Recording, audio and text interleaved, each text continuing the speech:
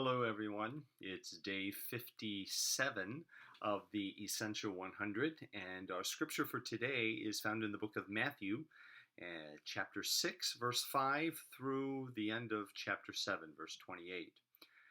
Yesterday, when we looked at the beginning of Jesus' Sermon on the Mount, we saw that we were to be a salt and a light, and this is how we appear to others. But what chapter 6 and chapter 7 are going to ask us is not what others think, but what does God think? What does Jesus know about you? And what he does is he gives different scenarios through chapter 6 and where he talks about prayer and how we ought to pray. And then he talks about money and the fact that we can't serve two masters. And then at the end of chapter 6, he's dealing with worry. You know, the sparrows don't worry, and the flowers don't worry. Why are you? And then in chapter 7, he talks about the mote in another person's eye when you don't take the mote out of it. It's judging others. And then when we get into the middle of chapter 7, he warns us about false prophets. And then at the end of chapter 7 is, of course, the wise man built his house upon the rock, and the storms came, and the winds blew, and the house stood firm. So, what is this all about? How can we consolidate this down into some simple points? Well, the question that we need to ask ourselves, or the questions we need to ask ourselves, are found in chapter 6 and chapter 7 of Matthew. So I'm going to ask you a few questions, and I want you to, in your heart, be honest, because when you see chapter 6 and 7, it's not talking about what other people think. It's what God knows about you. And when you answer these questions, you're not answering me. You're not answering the person there in the house with you. You're answering these questions to God. So, when it comes to prayer, here's the first question. What does Jesus hear? What does he hear? How much does he hear from you? Do you pray? Because as he's talking in chapter 6, we are to pray to an audience of one, not to a group of people. He's talking about private prayer. That's not to say that we shouldn't pray in public, as Paul would or others have given the example of, but your private prayer.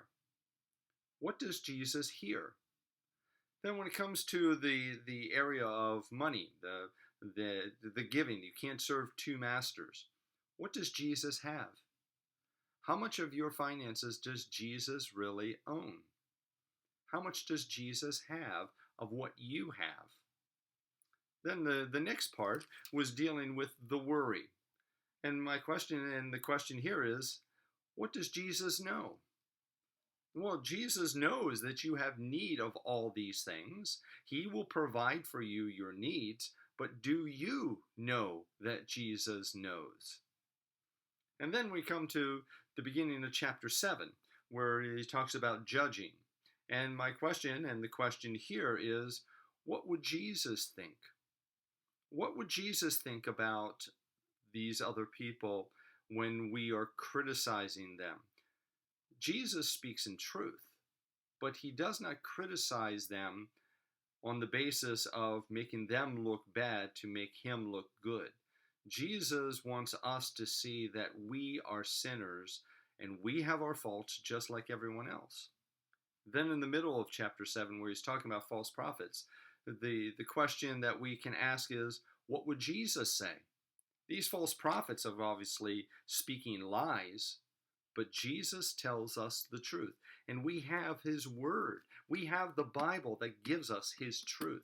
This is what Jesus says, not what false prophets say. And then the last part of chapter 7, where he's talking about the wise man and the foolish man, the question is, what would Jesus do? The point is, whoever hears these words and doeth them, in other words, a person who obeys. In all of these things, Jesus obeyed the will of his Father. So once again, let me go back over these questions. What does Jesus really hear from you? What does Jesus really have of your finances? What does Jesus know about your needs?